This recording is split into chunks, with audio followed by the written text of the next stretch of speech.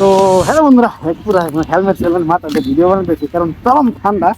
আর বর্তমানে আমি আছি ব্রহ্মপুত্র কার্নিভেল যে ফাংশনটা হইতেছে অডিটোরিয়ামের ভিতরে। তো দেখেন এই জায়গাটা আমরা যাইতে আছি।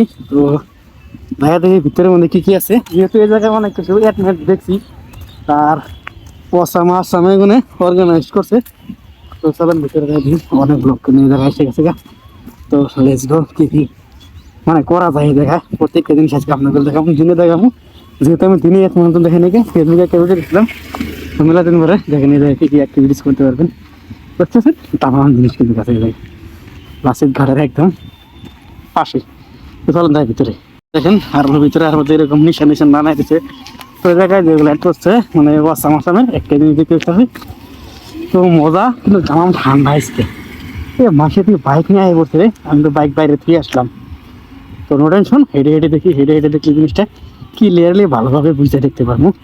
তো চলেন, এটা কতদিন পর্যন্ত থাকবো, 15 ডিসেম্বর টু 15 মার্চ 2025 পর্যন্ত লম্বা সময়ের একটা বানাইছে। তারপরে হালকা ভিতরে থেকে যায় কেন বুটটা মানে সরাই, এটা হলো কিন্তু আসামের মেন একটা আপনাদের স্বাগতম জানায়। আর এটা হলো ব্রহ্মপুত্র কার্নিভেলের মেন যেটা গেট, ওই গেটটা কিন্তু ভিতরে ঢুকতে গেলে লাগে টিকিট। আর এটা হলো টিকিটের কাউন্টার, যে কাউন্টারটা কিন্তু তামাম মজা করে বানাইছে। রেল এন্ট্রি পাস নিয়ে নিলাম। আর দেখেন এই জায়গায় যেগুলো মানে কনসার্ট হয় ওই তারিখে কেরা কেরা আসবে। 5 জানুয়ারি আসছিল নিলম সানি, 12 জানুয়ারিতে আসবে হিরেত, 4 জানুয়ারি আসছিল নাইট অফিন, 31 জানুয়ারিতে আসবে পাপন দা, তারপর নীল উৎপল বরা। তো মোটামুটি ভালো ভালো সিঙ্গার আসবে, বাট জুবিন গার্গ দেখার কেন দেখতেছি না। কিন্তু ভিতরে এন্ট্রি নিয়ে এলাম, এন্ট্রি নেওয়ার পরে দেখি দিলাম করছে হালকা কিছু লাগছে। এগুলো লাগছে ব্রহ্মপুত্র কার্নিভেল, সামনে লাগে আছে আই লাভ সেলফি পয়েন্ট একটা আছে, এদিকে মানুষ পর উঠতেছে তামাম। তার ভিতরে আছে খবর আছে ওই দেখেন গাড়িটা। তো এই 4 চাকার গাড়ি ভালো মন চালাতে পারুন, ভং ভং করে জায়গা আছে যেটা আমরা হার দিনে বাইক সাইক চালাই। আর এই জায়গাতে কিন্তু হলো ওই লিস্টটা, যে লিস্টের মধ্যে আপনি বোর্ডিং করার যে লিস্টটা আছে, এই জায়গায় কিন্তু অনেকগুলো বোর্ডিং আছে, বোর্ড আছে, স্পিড বোর্ড, যেগুলো আপনারা একটা মানে অ্যাডভেঞ্চারাস টাইপের বোর্ডিং করতে পারবেন। আর ওই বোর্ডগুলো কিন্তু ওই জায়গায় আছে।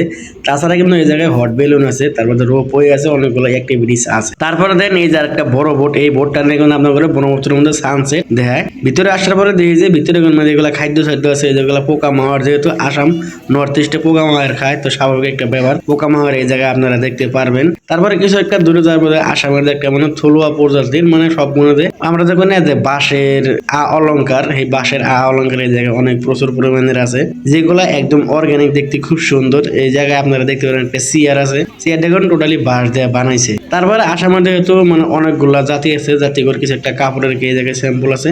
আর ভিতরে কিন্তু এই জায়গাটা এরিয়াটা যে জায়গায় আপনারা বসে পারবেন একদম পুরানো গ্যালারি স্টাইলে। আর এটা কিন্তু এটা হলো মানে আপনার কি জানিবা রিসিপশন, আর এটা হলো রিসিপশনটা। তো বন্ধুরা ভিতরে থেকে গিয়ে বললাম রাত্রে হয়তো কিছু একটা রাইডিং হবো, কিছু একটু ভালো লাগবো, বাট সেটা এত বড় লম্বা এত হয়ে গেল আমার কাছে দেখতে ভালো লাগবে না। আমার মনে পড়ে গেল গা ডাইজিং ফেস্টিভ্যাল, যেটা পরল্যান্ডে হয়। তো ওটার কথা মনে হলো, এর কোনো প্রচুর হাই লেভেল থেকে আসে। তো গুয়াহাটি হিসাবে মানে এরিয়াটা ভালোই বড়, বাট এখানে যে এরিয়া, যেখানে এরিয়ার মধ্যে দেখলাম মানে এত মানে কি হয় নাকি। তো বাকিটা আপনাদের কিরকম লাগলো জানাই দেন, সকালবেলা থাকেন হেল্প মিন ভিডিও থেকে তারা।